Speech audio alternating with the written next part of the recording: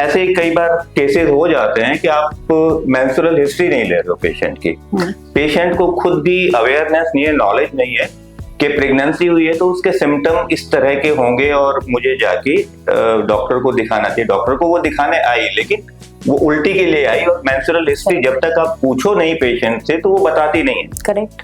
तो ये एक सबसे बड़ा प्रॉब्लम आता है। अब इस विषय पे मुझे लगा कि हमें इस टॉपिक पे बात करनी चाहिए ताकि लोगों में अवेयरनेस आए, लोगों को पता चले कि अब प्रेगनेंसी अगर हो गई है तो ये सिम्टम होते हैं। तो इस बारे में मैं आपसे जानना चाहूंगा, जो फर्स्ट ट्राइमेस्टर ऑफ प्रेगनेंसी है वो कितने दिन का होता है और कब से शुरू होके कब तक जाता है? तो आपके बहुत सारे क्वेश्चंस हैं, मैं इनको एक एक करके बताती हूँ।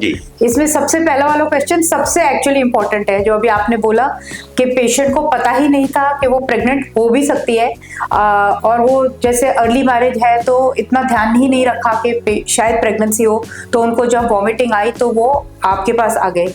ठीक है, अब यहाँ पे आपने बहुत समझदारी करी कि आपने पेशेंट से उनकी मेंस्ट्रुअल हिस्ट्री पूछी। आमतौर पे होता क्या है कि पेशेंट वॉमिटिंग के साथ, कई दफा कमजोरी के साथ, कि कमजोरी आ रही है, चक्कर हो रहे हैं, वीक फील कर रही हूँ, ऐसे करके कंप्लेंट्स के साथ में जनरल प्रैक्टिशनर के पास चली जाती हैं। और वो जनरल प्रैक्टिशनर क्योंकि मेल डॉक्टर बहुत बार होते हैं तो वो कहीं ना कहीं हेजिटेट करते हैं पेशेंट से उनकी मेंस्ट्रुअल हिस्ट्री पूछने के लिए। पेशेंट भी नहीं बताना, पेशेंट भी नहीं बताता, नहीं डॉक्टर भी नहीं पूछना चाहते, क्योंकि उनको लगता है कि मेरे पास वॉमिटिंग या कमजोरी के साथ आई है, मैं ये पूछूंगा तो पेशेंट को शायद लगेगा कि डॉक्टर क्यों पूछ रहे हैं इस तरह का सवाल। हाँ, कुछ सोशल टैबू है।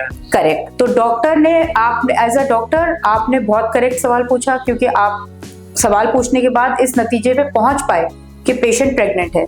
जो आप, और अगर मान लीजिए और भी कोई डॉक्टर इसको सुन रहे हैं हमारे इंटरव्यू को, अगर आप नहीं पूछते एक पेशेंट जो कि रिप्रोडक्टिव एज ग्रुप की हैं, अगर आप उनसे हिस्ट्री नहीं पूछते, लास्ट मेंस्ट्रुअल हिस्ट्री, और आप प्रेगनेंसी मिस कर जाते हैं, और आप मानिए इस तरह के पेशेंट्स आते हैं हमारे पास में, तो आप नॉर्मली क्या करते, आप उस पेशेंट को उल्टी के लिए दवाई लिख देते, कमजोरी थी तो ना जाने कोई और दवाई लिख देते। पेशेंट कई दफा बोलता है मेरे को वीक फील हो रहा है, हल्का हल्का बुखार भी लग रहा है, कई बार बुखार तो एंटीबायोटिक्स भी लिख देते। हाँ, कमजोरी के लिए कई दफा सोचते हैं कि कमजोरी हो रही है, कुछ और थोड़ा पेशेंट बताता है, एक्सरे भी करवा लेते, आते हैं पेशेंट ये सब करते हैं। ये तो बहुत ही, अब आप सोचिए कि ये सारी चीजें कराते हुए फिर फाइनली गायनेकोलॉजिस्ट के पास पहुंचते हैं 2 महीने की प्रेगनेंसी, 3 महीने की प्रेगनेंसी लेके, और इतने बड़ा पर्चा लिखा होता है जिसके अंदर एंटीबायोटिक्स 2-3 लिखी होती हैं, एक भी नहीं लिखी होगी, एक्सरे भी कर लिया है, और बहुत सारी चीजें और दवाइयां दे दी गई हैं डॉक्टर के द्वारा, जो कि नहीं देनी चाहिए प्रेगनेंसी में एक चीज। और वैसे भी वो प्रेगनेंसी में ये जो नोजिया, वॉमिटिंग, वीकनेस है, ये तो प्रेगनेंसी की साइंस और सिम्टम्स है, ये तो बीमारी है ही नहीं।